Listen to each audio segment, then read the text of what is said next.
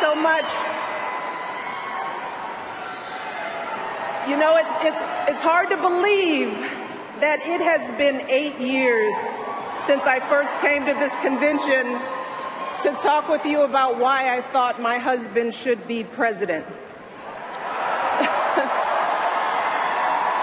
Remember how I told you about his character and conviction, his decency and his grace, the traits that we've seen every day that he served our country in the White House.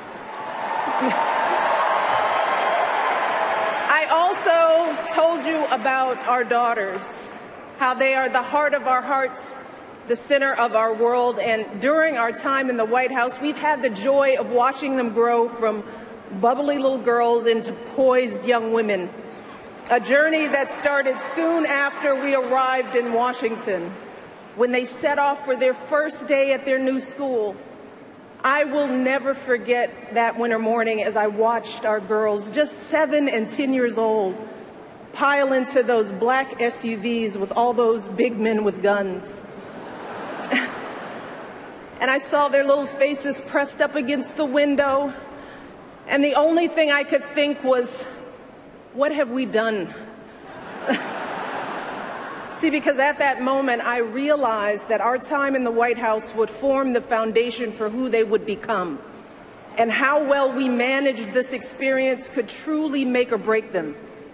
That is what Barack and I think about every day as we try to guide and protect our girls through the challenges of this unusual life in the spotlight. How we urge them to ignore those who question their father's citizenship or faith. How we insist that the hateful language they hear from public figures on TV does not represent the true spirit of this country. How we explain that when someone is cruel or acts like a bully, you don't stoop to their level. No, our motto is, when they go low, we go high.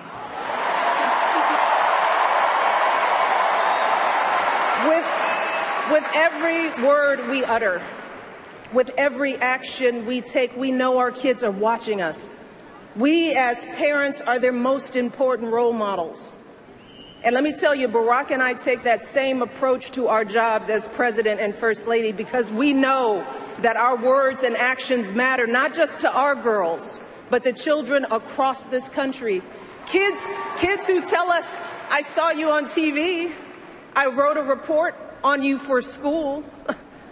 Kids like the little black boy who looked up at my husband, his eyes wide with hope, and he wondered, is my hair like yours?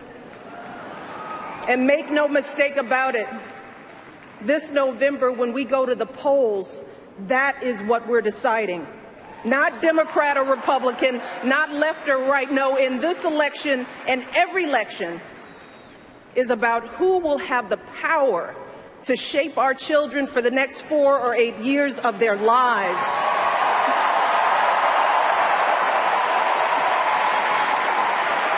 And I am here tonight because in this election, there is only one person who I trust with that responsibility.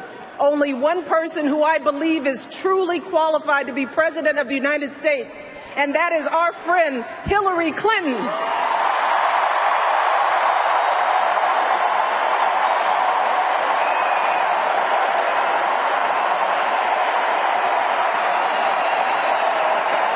That's right. See, I trust Hillary to lead this country because I've seen her lifelong devotion to our nation's children. Not just her own daughter, who she has raised to perfection, but every child who needs a champion. Kids who take the long way to school to avoid the gangs. Kids who wonder how they'll ever afford college. Kids whose parents don't speak a word of English but dream of a better life. Kids who look to us to determine who and what they can be.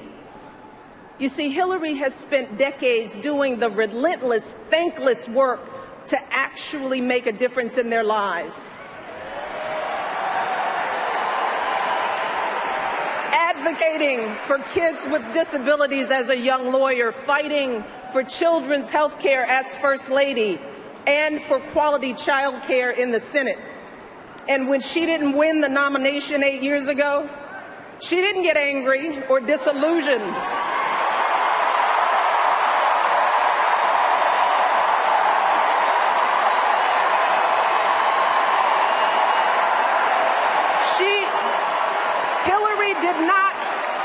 Hillary did not pack up and go home, because as a true public servant, Hillary knows that this is so much bigger than her own desires and disappointments. So she proudly stepped up to serve our country once again as Secretary of State, traveling the globe to keep our kids safe. And look, there were plenty of moments when Hillary could have decided that this work was too hard, that the price of public service was too high, that she was tired of being picked apart for how she looks or how she talks or even how she laughs. But here's the thing. What I admire most about Hillary is that she never buckles under pressure. She never takes the easy way out. And Hillary Clinton has never quit on anything in her life.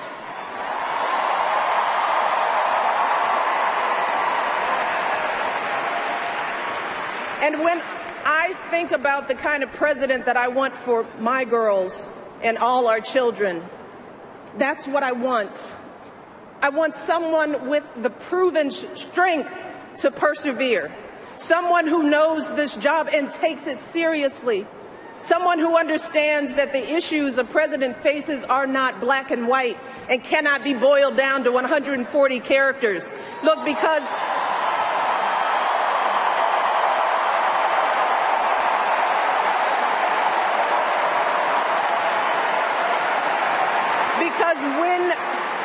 when you have the nuclear codes at your fingertips and the military in your command, you can't make snap decisions. You can't have a thin skin or a tendency to lash out. You need to be steady and measured and well-informed.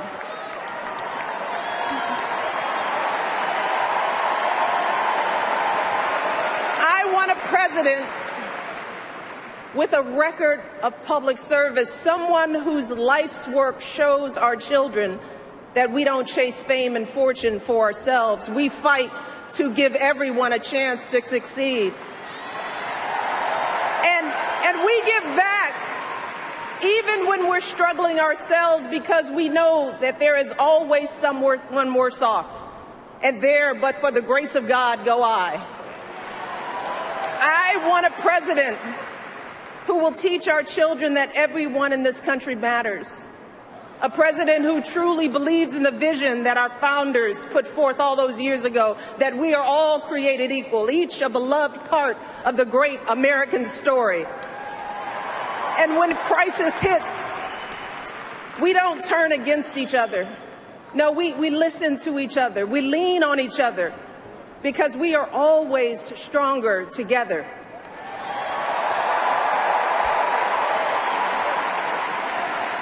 And I am here tonight because I know that that is the kind of president that Hillary Clinton will be. And that's why in this election, I'm with her.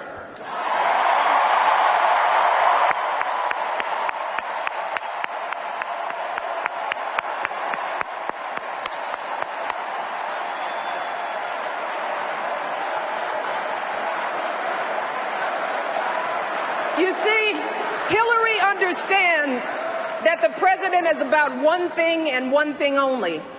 It's about leaving something better for our kids. That's how we've always moved this country forward, by all of us coming together on behalf of our children. Folks who volunteer to coach that team, to teach that Sunday school class, because they know it takes a village. Heroes of every color and creed who wear the uniform and risk their lives to keep passing down those blessings of liberty. Police officers and protesters in Dallas who all desperately want to keep our children safe. People who lined up in Orlando to donate blood because it could have been their son, their daughter in that club.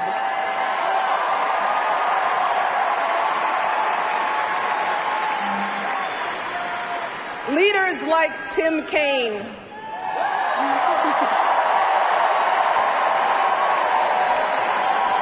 who show our kids what decency and devotion look like. Leaders like Hillary Clinton, who has the guts and the grace to keep coming back and putting those cracks in that highest and hardest glass ceiling until she finally breaks through, lifting all of us along with her. That is the story of this country, the story that has brought me to this stage tonight, the story of generations of people who felt the lash of bondage, the shame of servitude, the sting of segregation, but who kept on striving and hoping and doing what needed to be done so that today I wake up every morning in a house that was built by slaves.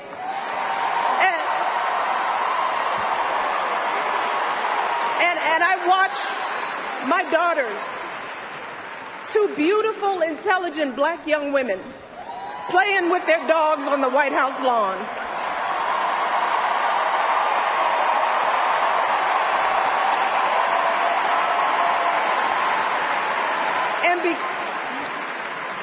And because of Hillary Clinton, my daughters and all our sons and daughters now take for granted that a woman can be president of the United States.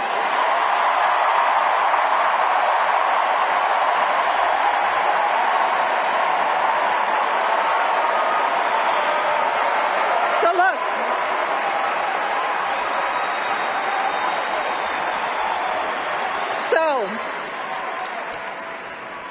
don't let anyone ever tell you that this country isn't great, that somehow we need to make it great again, because this right now is the greatest country on earth.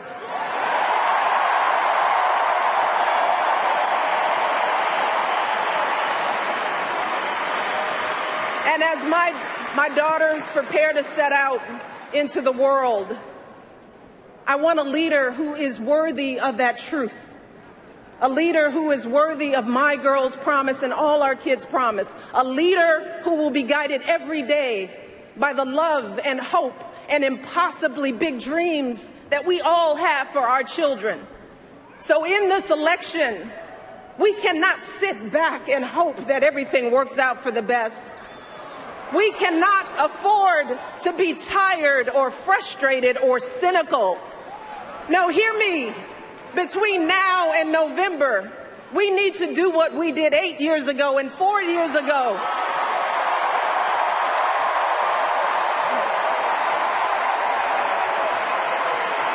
We need to knock on every door. We need to get out every vote. We need to pour every last ounce of our passion and our strength and our love for this country into electing Hillary Clinton as president of the United States of America. So let's get to work. Thank you all, and God bless.